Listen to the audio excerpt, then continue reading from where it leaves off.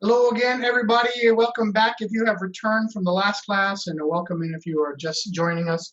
We're going to talk about spears for SCA Rapier. So myself, Koga Takashirou Kagehiro, a Master of Defense in Atenveldt. I'm Hamasaki Eiwa Miyako. I am a defender of the White Scarf here in Atenveldt. This is going to be a brief overview of how we have altered, adjusted, changed, and updated the rules to fit in Atenveldt for the new rubber tip spears. This is what we're basically going to go over. Brief history. Classically, the spear has been around forever. You can find evidence of spears all the way back to Cro-Magnon man, because it was a great weapon for use for hunting and for fighting each other. So the use of the spear leads into other pole arms, and we can see that as you go through a number of different manuals. In fact, there's a lot of overlap between Zweihanders, Montantes, other great swords, pole hammers, pole weapons of all sorts, halberds, all that good stuff. Basically, if you can hold it in two hands, a lot of your spear stuff will translate to a two-handed weapon of any type. Right. And in terms of the SCA and even in HEMA, we're a little more restricted in the SCA than HEMA is. The historical techniques can be applied in the rapier with spears and a number of range of weapons, and some of these actually apply for armored combat as well. So metal-headed spears, we're going to start with the rules, okay? A lot of this stuff is pretty much pulled straight out of our Atenveldt rule book. We in Atenveldt have been using the metal-headed spears since forever. We've used them in melees for about 5 or 6 years, and we've had no incidents beyond the first year when a Kaiden struck an Outlander excessively hard coming across a narrow bridge. But since then, we haven't had any issues. The metal-headed spears are going to be phased out on the 31st of December of this year. Rubber-headed spears, they are a new addition. There are a lot of options, and some of them are bad and some of them are good. We have already identified a couple that we're not going to allow in Atenveldt, and as more problematic spearheads arise, we will add them to our list of not permitted in Atenveldt. As per the rules of the SCA, spears require a separate authorization to fight in SCA. We're not going to cover the metal spearheads a whole lot, again, because there are no changes in their construction or their use for the most part, and because they're going to go away. As far as the rubber spearheads, rattan is the only option for your haft. 1 1/8 inch to 1 3 inches in diameter. The flexible rubber head has to bend in your hand to 90 degrees and then flip back up to its normal form within 3 seconds. The overall maximum length of a rubber-headed spear is 9 feet. If you choose to put a non-functional butt spike, the maximum length is 9 feet. If you add something to the butt end, that still can't be over 9 feet. All right. Your rubber spearheads need to be friction fit and taped. Some recommendations I have seen for some of the spearheads is to actually use a length of cording to hold them on, especially the Purple Heart Partisans, and then to tape them on as well. So for Atenveldt, the requirement is that the haft has to be fully inserted into the spear. But it must go in for at least 2 inches. That is a change from the SCA rules, which only requires 2 inches. Because I saw somebody try it, no baskets or keons can be added to your spear. You can take one of the disc-like guards that you can find. I think Purple Heart makes them. You can see them added to some of the armored combat spears as well. A disc guard to protect your hand or even just behind the spearhead will be acceptable. No more than a 4-inch diameter, I believe. The baskets present a issue when it comes to breaking, releasing the haft if you get charged. If you're inside a basket hilt, your hand is going to stay inside that basket hilt, and it's going to potentially injure your opponent and yourself. And keons, if anybody has ever stabbed themselves with their dagger keons, you understand why keons are a bad call on a spear. And with the disc-like guard, you should be able to release your hand, just drop the spear if somebody charges you. Now, so one of the great things that I think is really funny here is that you can have a spear haft that's only 24 inches long. It has to be at least 24 inches long. So you can take a spear haft and put it onto a 2-foot shaft, and we call that a spear. So some of the commercially produced tips that we've seen so far have kind of flanges or whatever towards the back end of the spearhead that stick out sideways. Those are fine. Those are acceptable, yes. What I'm concerned about is adding metal keons or rigid keons that can potentially cause injury to somebody charging in. The rules, we have to remember, are always a working document. So these are the two spearheads we are not going to allow in Atenveldt. The PHA spear tip we've been using in my HEMA club down in southern Arizona for about 6 years, almost as long as the metal spearheads have been played with, and have found problems with them. And I think my experiments deputy, who I was on earlier, I don't know if he still is, had experienced the same problems with them. And the heavy-duty rubber spearheads, they're really inconsistent and super stiff or meh. Super flexy. So, and the other thing is that because we are requiring to have to be fully inserted into each one of these spearheads, once you do that, you only have about 3 inches of rubber past the haft, and society rules require 4 inches. We discovered that if you don't fully insert the spearheads, they are actually more likely to break under use, especially in the middle of the haft or in the middle of the spearhead, especially the Purple Heart Armory ones will break off, and then you have a sharpened piece of rattan that's now at somebody. So fully seated actually basically keeps your haft or your spear tip better. It makes it last longer. Percy, you had a question, comment? Yeah, I was just curious about what issues you've seen with the Purple Heart tips. Because They are the more consistently available tips right now. They are, unfortunately, but that's, well, I have a cat on my shoulder now.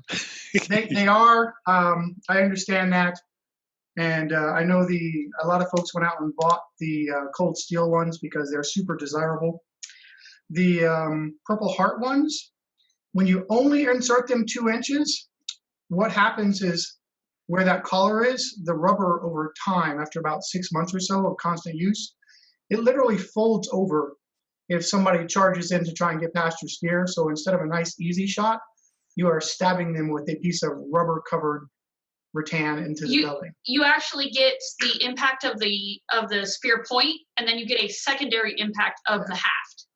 That's what we have found is the issue with the Purple Hearts spearheads.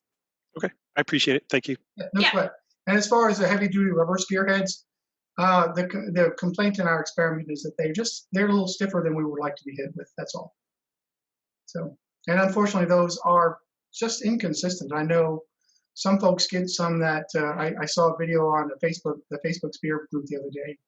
Somebody was showing one that was bent nice and easy to 90 degrees, and then another one that you just couldn't. And both of the ones I have, I can't bend to 90 degrees without significant effort. The Purple Heart Armory, after a while, they develop plastic fatigue, and after a while of bending, they will actually develop a permanent bend, and that's basically the spearhead is now worn out, and you should probably get another one because you're now not meeting the requirement of it returning to its original shape. Right now, we know for a fact that all 5 are allowed. This is by no means a complete sampling of what is allowed in Atenveldt. So the Purple Heart halberd, you may absolutely use those in Atenveldt as part of the spear, but it's still only a thrust weapon. You can't use the edges to hit people with. Super helpful if you're going to move a shield around, but it still is only a thrusting weapon. So with the cold steel ones, I have 2 cold steel spearheads for each one of my spears. We have basically a replacement for each one of them. They're rubber, and if somebody comes down and parries aggressively, with an edge of even a blunted weapon, there's a good chance that they'll cut through these rubbers. So this is something for marshals to be concerned about, and for you as a spearman to be concerned about when you inspect your weapons on a regular basis, okay? So again, spears are thrusting only. We're going to talk about how we're going to handle grabbing and grasping spears, and the fact that spears may not be braced, all right? Grabbing spears, the blade of the spear may be grasped. Don't apply pressure to it, don't bend it, bend the rubber tip of the blade. If it's grasped or moved or twists in the hand, or if you grab the haft, and it's the same thing. If it is moved or twisted or shoved in your hand, they're not bladed weapons. They're not real steel. The feedback is going to be different for somebody who grabs. We allow blade grabbing in Atenveldt, and so I don't really have a good reason not to allow grasping spears. If we have a bunch of failures in the next 6 months or so, we might change that. But for now, if that haft or that rubber blades of spear blade moves in your hand, the person doing the grabbing or grasping needs to let go. Now, if they have grabbed the haft of the spear, there's no reason for you to take a hand like you grabbed a blade. If you grab the blade of a spear, you should take a hand, just like if it was a steel weapon. Bracing, don't do it. Yeah, don't do it. It's going to hurt you or your opponent. And honestly, some of them are super uncomfortable. The example of the underneath the arm, it's uncomfortable just holding it there. I can't imagine what it would feel like if somebody actually ran against it and shoved it into you. Just don't do it. All of these particular bracing issues can and should be trained out and should be addressed as you're doing authorizations. Like the society handbook says, like the Atenveldt handbook says, it's a separate authorization, and so you should not be hooking your fingers. That's what that one is supposed to show. And I think Roland is right; it's not showing it fantastically well. But so don't brace the spears. Don't brace your fingers on the end. Don't put the palm of your hand on the back of it to brace it. All right. So be careful about yourself. Be careful about your opponent. This is a game. We don't want to hurt our friends. We don't want to kill them, but we want to be able to fight them later as well. So spear length in Atenveldt. So we have split our spears up in one-handed and two-handed in Atenveldt. This is outside the realm of how things are described in the SCA fencing handbook, but with our experimentation and folks talking here, this makes sense to us. So for any spear 72 inches or less in total length can be wielded in one hand. As I said earlier, the spear haft must be at least 24 inches, and I guarantee you that I'm going to have a 24-inch spear haft somewhere, just because. And any spear over 72 inches has to be held in two hands or with 2 points of contact at all times. I mean, to be fair, we are probably actually going to have a spearhead on a 24-inch handle, just because. There's actually an Okinawan martial art that actually has a very short spear and a buckler, and so I've been wanting to try that out for years, and so now I have an opportunity. All right, one-handed spear, 72 inches or less in total length. We're going to put spears back into single combat. We have not in Atenveldt allowed the metal-headed spears to be used in single combat. We've only used them in melees. In our experimentations and our testing with them, we found an 8-foot spear to be kind of stupid in a single combat. So we're going to allow 60 inches or less in total length for spears to be used in single combat. 60 inches, you may ask, well, why? Well, that's because that's how long our blades are allowed to be. So we are keeping our spear length and our overall blade length to the same. For single tournaments. For single tournaments. Working document, we may eventually go back up to 72 inches, and we'll see how it goes. But I want to make sure that 60 inches is safe and comfortable and everybody's okay with it. Spears in single combat remain something that you can refuse as an unusual, outside the normal weapon style, okay? Spears in one hand. You may wield a defensive object in your offhand. No offensive items. No spear and offhand dagger or sword or two short spears. Thanks, Roland, for bringing that up earlier. But no two spear fighting, no spear in offensive weapons. We're going to go with spear in a defensive. Okay.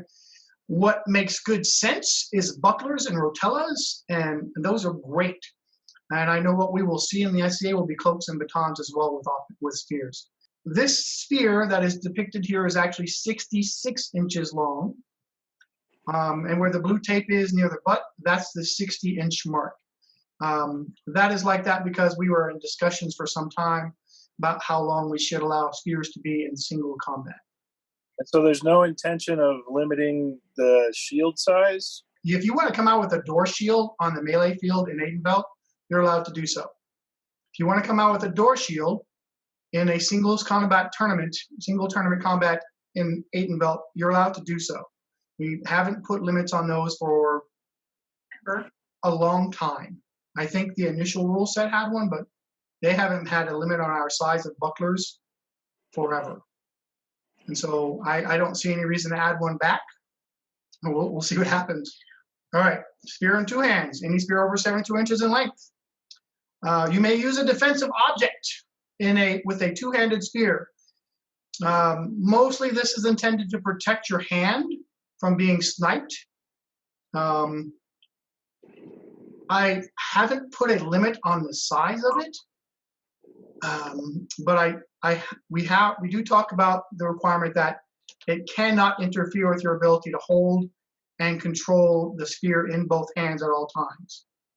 All right, so I have some pictures of examples that are okay, and I have some pictures of examples that are just probably right out. So in this instance, things like that heater shield or whatever, where you have the thick handle, you can't hold that heater shield and then lay the spear on top of the shield. Right. You actually still have to have your hand around the haft of the spear. Right. You must be able to control it with two hands, not a hand in another object.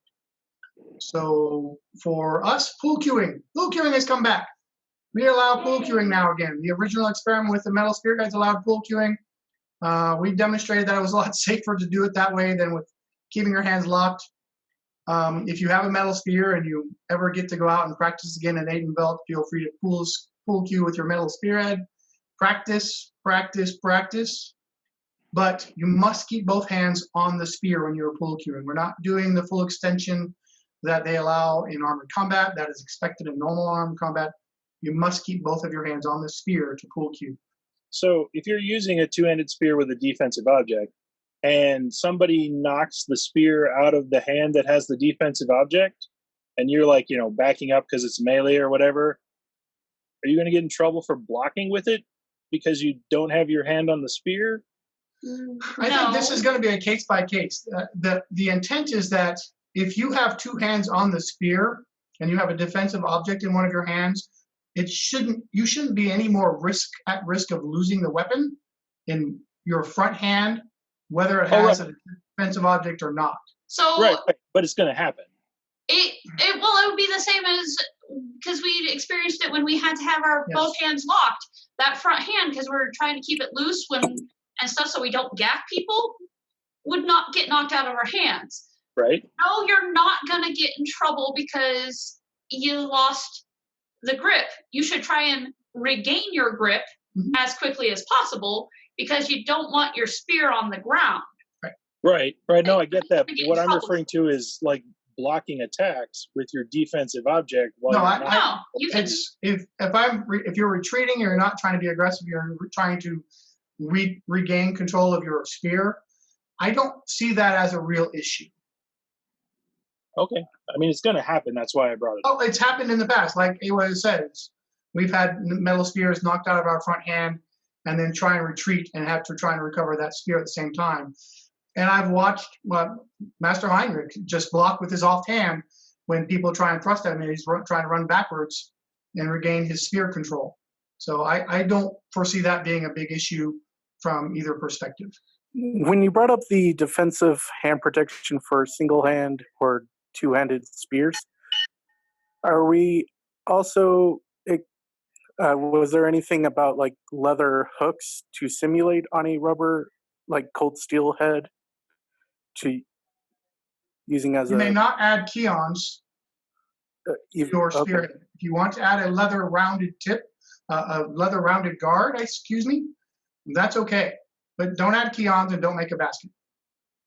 Don't make a halberd head out of leather, then. No. Okay. No, don't make it a halberd head. Don't make it a halberd head. They have halberds. If you really want to have a halberd head, then just purchase that.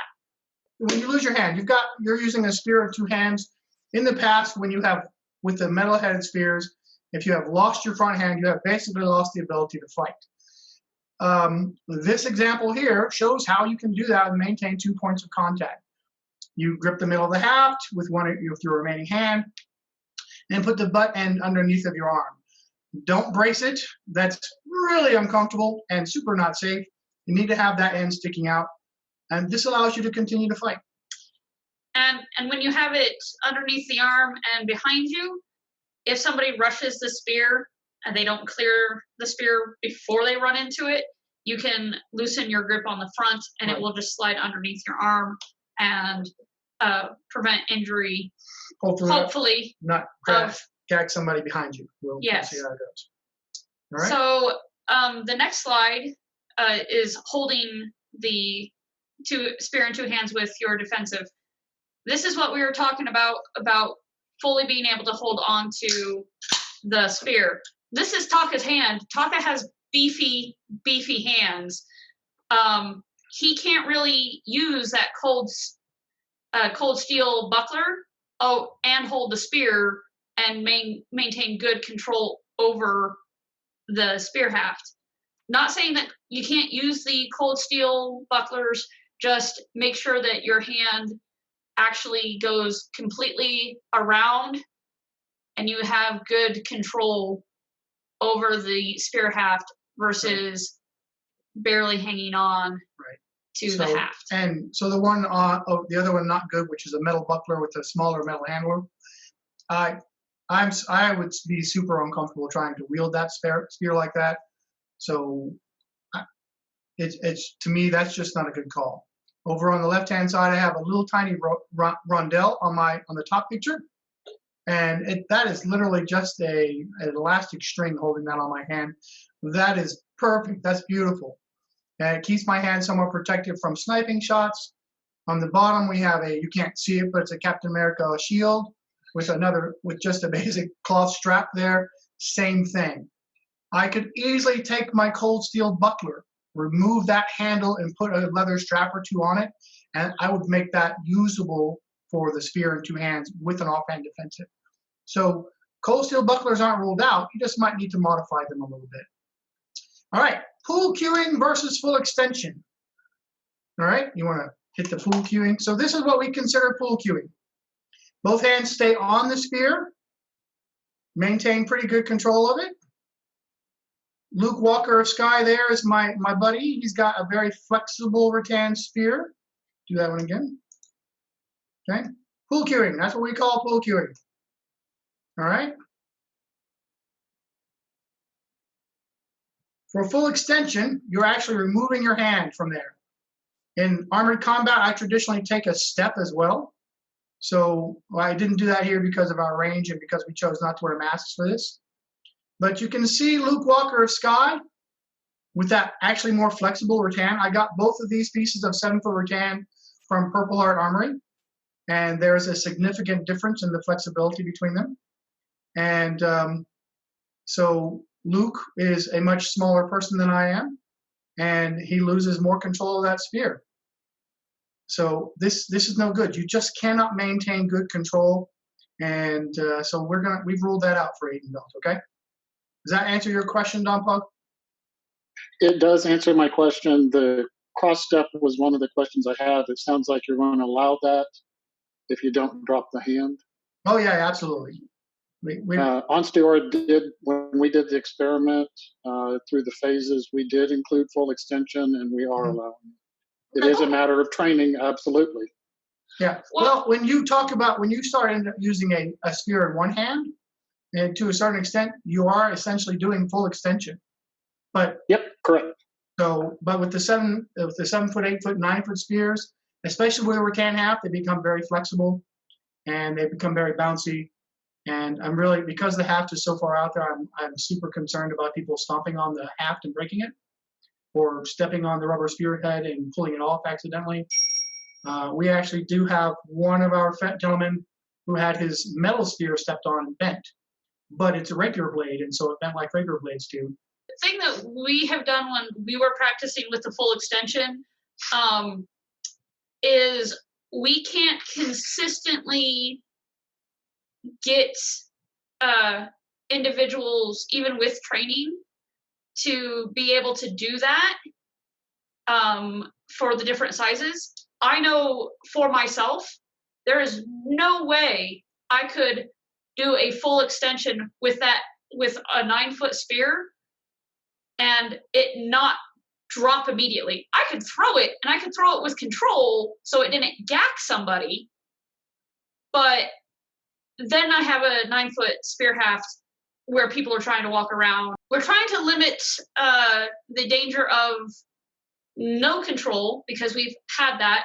Yes, we can train out the control issue, but also the tripping hazard of the haft on the ground. All right, authorizations. When the rubber spearheads first came out, my intention was to continue to authorize in the steel spears as well as the rubber spear tips, and require steel spears to be part of the authorization. Because we in Atenveldt do one authorization for all forms of rapier, all 5 weapon styles, and we were going to essentially do the same thing for spears, which meant that if Lord Nicholas came out to the field and we needed somebody to use a spear, he could pick up a metal spearhead or a rubber spearhead, whatever was available. We're no longer going to require steel spears to be authorized. They're going away. After December, everybody who is authorized in Atenveldt for spear, because it's only been the steel spears for so far, you're no longer authorized in spears. We can't just pick up the rubber tip spear and go fight at Estrella. We've done way too many changes to have that considered safe. As we go forward in Atenveldt, our priority is going to be integrating the changes for rubber spearheads. First up are going to be the folks who are already authorized in spears. I have a number of spear authorizing marshals, and we have a number of people who are already authorized, and we'll have to, when we're allowed to get back together, do a skills check for those folks who are already authorized to make sure they are good to go with the pool cueing, with short spears in one hand, using spears with an offhand defensive object, and for singles combat, which is something we haven't done in Atenveldt before with our spears. Once we've got those all done, then we'll start focusing on the folks who want to get new spear authorizations. In addition to allowing spears into our single combat for 60 inches and less, we're going to allow fighting with spears while legged. We're going to see how it goes. Because since I can move around on my knees, which is new for us, there's no real reason why we can't fight with the spear. Yes, there is the concern of it coming back and hitting the ground and then it becoming braced. But that's something we need to practice, train, and see how it works. If it becomes a problem, as with everything else, if it's a problem, we will fix it. If it's not a problem, then we can use spears while legged. So. All right. So authorizations, I have changed the authorization slightly. I put more requirements upon the local marshals to make sure that potential spear authorization candidates have a good basic knowledge of the rules before we put that only on our spear marshals. But we really need to start at the lowest level to make sure that our local marshals are aware of what the rules are as well. Local marshals have to make sure that they are safe in one-on-one and many melees at their local practices before they recommend them for pursuing authorization with one of our authorized spear marshals. Spear marshals, no big changes. They have rules knowledge test. We have 3 times that you must fight, 3 separate times that we require. Traditionally, we do them at war practices. What you'll need to add is a single bout with short spears. That will be the addition. There's no reason they can't be done on the same day, a singles bout and a melee. But you can't do the melees all at the same time, and you can't have the same spear marshal do every single one of your authorizations. And the final authorizing signature will be the KRN. All of this is pretty well spelled out inside our new rule book. So basic techniques. We're just going to talk about some basics. There is a lot of reference material for spears and pole arms. They've both been around longer than swords. People have been hitting other people with sticks for way before recorded history, and resources abound. This is a Japanese example of a spear or yari. It's about 9 feet long, 2.7 meters. On the right-hand side are just a small sampling of the potential resources and references that you can get. So there's a lot of them. I like Fiore, and I like Yamamoto Kansuke, but everybody has their thing. Fiore is not what we're going to cover today. No. So, all right. All right, so parts of the spear, just like parts of the sword. You have a strong, you have a weak, you have basically a point, and you have the pommel section. Kind of the big difference is that there's not really a mezzo when it comes to a spear. It's either strong or weak.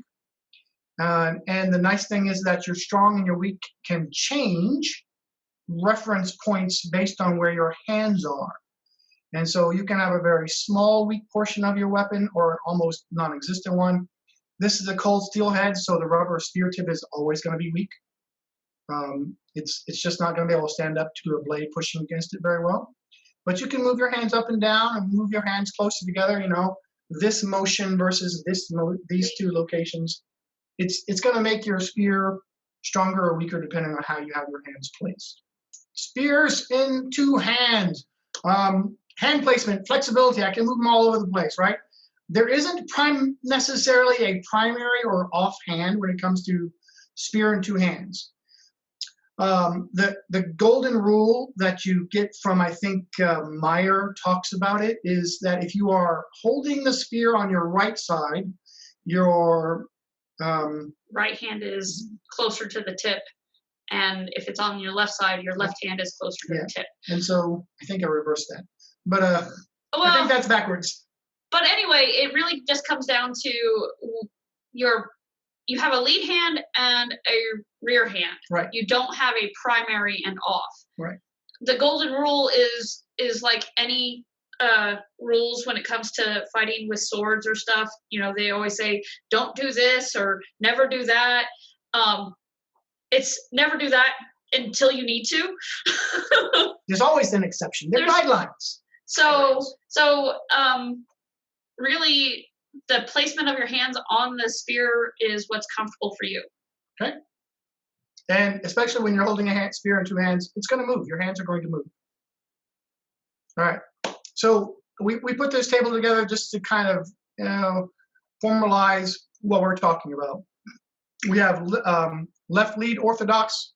That means your left hand is forward and your both thumbs are pointed towards the tip. Right lead is right hand is forward and both thumbs towards the tip. We're going to show some examples of what each one of these are as we go through. We have a couple of examples of guards. The spear in two hands, orthodox grip. An example here with the red sleeves. So the top picture here is an orthodox grip. That is a left lead orthodox, in fact. And then you have the reverse lead, reverse left lead on the bottom right there corner. And that is the bastard grip with the rear hand of thumb pointed towards the butt. That's super awkward and really unusual, but it is in the manuals. And there are actually some we have found that that's actually pretty good for.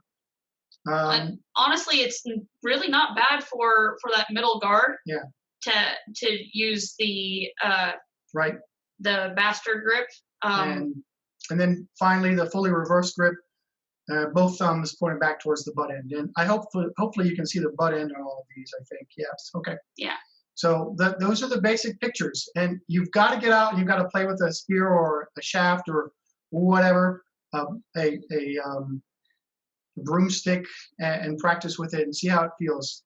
What I found is your hands will go where it's most comfortable. They'll turn in to make it comfortable to hold on to the spear and to move with it. So the official way you hold the spear, guidelines, definitely guidelines. Okay. So it's gripping the spear in one hand. There's really only two choices. You're either orthodox with your thumb pointed toward the point, or reversed with your thumb pointed toward the butt. And it's not a lot of options there. There are some good reasons to do both. I think that in the SCA, what we're going to find is we're going to do a lot more orthodox with your thumb pointed towards the tip, towards the point, than we'll do reversed. But there are some good reasons to do reversed, and some good examples of when that can be useful. Like I said, there's a lot of different options when it comes to references and resources for spear work. Fiore has some suggestions and how you're supposed to do things, and Meyer has some ideas of how you're supposed to do it. Meyer, everybody's got their own thing. What is really important is to make sure you maintain the broader elements of good posture. You shouldn't be bouncing around. Maintain good motion. Your head shouldn't bob up and down. You shouldn't be jerking around a bit. Don't stop. Move fluidly, and don't hurt yourself. Control. It takes practice. All right. And we found that it's really, really hard to, once you've taken the practice to learn how to do it, it becomes very difficult to do it wrong. So this is an example of good footwork. Her posture is good. Her feet move more smoothly. Her upper torso isn't bouncing, and her head isn't moving back and forth. She's good. That's good footwork. She's in control. All right, now from two of the Masters of Defense of Atenveldt, we have bad example. Don't do this. We actually filmed this and just started laughing so hard when we got done with it. It is really, when you practice good footwork and good form and good posture, it is really difficult to show how to do it badly. And so, yeah, those are super exaggerated, and I actually haven't seen anybody do anything like that. So they are exaggerations, and it's supposed to be a little funny, but so it basically, a lot of people, even footwork with a sword, they will lean forward as they take a step forward. They'll lean back when they take a step back. Right. You don't want to do that. You're telegraphing your movements. Right. In practice, if you are practicing good footwork for your swordsmanship, applying those same principles and even using some of the same footwork for your spear work will come across quite well. All right, so we're going to talk about some basic guards. They're really basic guards. I didn't have time. I knew I wasn't going to have time to go over a lot of the techniques, but we wanted to talk about some basic concepts for guards. They are very similar to some of the sword guards that you can find.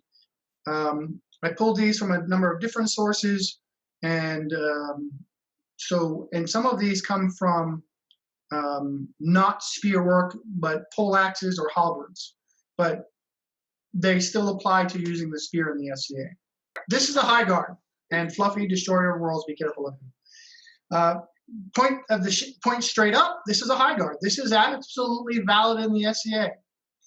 Can you bring that down on somebody as a cut? No, but you can certainly move around like that. You can walk into an engagement and get close before you bring the spear point down. I mean, this is actually the perfect guard when you're doing a death from behind with a spear. It's pretty good. Because you lay the haft over your opponent's shoulder, the same you do with a sword. So, you just don't bring it down with force. Yeah, I would probably bring it down a little lower to do a death from behind, but yes, this is a good place to start for that. This is the thrusting high guard. This is more likely to be seen in the SCA. This is an overhead guard. Once again, Master Heinrich is in an orthodox grip, but you can also do this with a reverse lead, and it's actually pretty effective. I see a lot of guys who cross over from hard suit and armor combat do reverse leads with spears, and it's very effective. Okay.